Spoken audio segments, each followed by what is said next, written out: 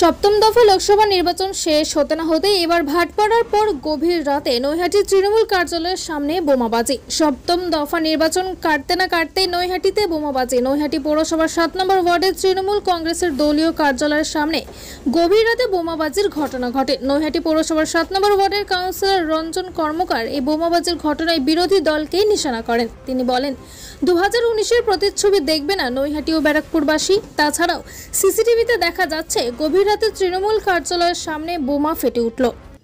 দলীয় কার্যালয়ের সামনে বোমাবাজি, সপ্তম দফা ভোট শেষ না হতে কি বলবেন?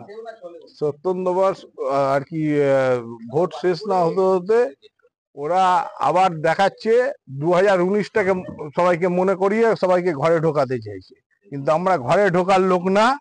আমরা ময়দানে নেবেই পার্থভূমিকের সাথে কাঁধে কাঁধ মিলিয়ে গুন্ডা দমনই করবো আমরা। কিন্তু বোমাবাজির ঘটনা যেখানে পার্থভূমিক আপনাদের নেতা এবং ব্যারাকপুরের যে প্রার্থী তিনি গুন্ডারাজ দমন করে, গুন্ডারাজ দমন তো অরিজিনাল হয়েছে।